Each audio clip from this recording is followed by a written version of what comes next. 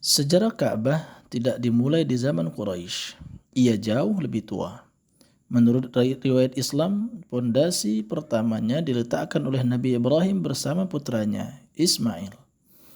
Perintahnya datang dari Allah untuk mendirikan rumah ibadah baginya, tempat manusia berkumpul, beribadah dan menyebut nama Tuhan yang satu. Ibrahim dan Ismail membangunnya dari batu-batu yang dikumpulkan di sekitar lembah Mekah.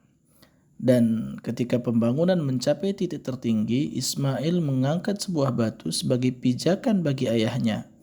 Batu itu hari ini dikenal dengan Maqam Ibrahim.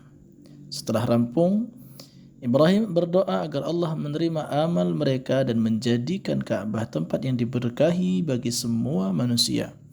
Doa yang tak hanya terucap tapi terjawab ratusan tahun kemudian. Namun seiring waktu, ajaran Tauhid itu memudar. Kaum Jurhum, suku pertama yang tinggal di Mekah setelah Hajar dan Ismail, mula-mula menjaga Ka'bah dengan hormat. Mereka memelihara tradisi ibadah yang diajarkan oleh Ibrahim. Tapi generasi berganti, lambat laun penyimpangan masuk. Setelah Jurhum, kekuasaan atas Ka'bah berpindah ke suku Khuza'ah. Di masa ini penyembahan berhala mulai masuk ke dalam ritual di sekitar Ka'bah. Seorang tokoh bernama Amr bin Luhai dari Khuza'ah lah yang pertama kali membawa berhala dari Syam dan menaruhnya di sekitar Ka'bah. Ia menyebarkan keyakinan bahwa para berhala itu adalah perantara kepada Tuhan. Sejak saat itu, wajah Ka'bah tak lagi sama. Ratusan berhala mengelilinginya. Ritual-ritual yang dahulunya suci menjadi tercemar oleh praktik-praktik jahiliyah.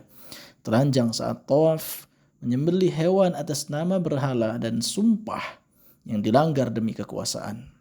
Namun Ka'bah tetap dianggap suci oleh mereka. Ia tetap menjadi pusat ziarah tahunan bagi seluruh bangsa Arab. Setiap suku memiliki keyakinan yang berbeda, menganggapnya sebagai pusat spiritual. Perdagangan, politik, dan agama berpadu di sana.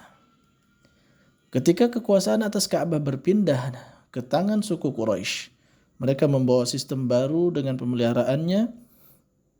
Quraisy merupakan keturunan dari Ismail lewat jalur Adnan. Menata kembali tradisi dan tanggung jawab atas Ka'bah, muncul jabatan-jabatan seperti siqayah, orang yang menyediakan air untuk para jamaah, ada yang namanya rifadah, penyediaan makanan, ada juga hijabah yang menjaga Ka'bah. Jabatan-jabatan ini menjadi simbol kehormatan dan pengaruh politik di antara kaum Quraisy dan Arab secara umum. Tokoh-tokoh Quraisy seperti Qusay bin Kilab, leluhur Nabi Muhammad, membentuk tatanan sosial dan keagamaan baru di sekitar Ka'bah. Ia membangun Darun Nadwah, semacam dewan suku yang berkumpul untuk membahas urusan penting.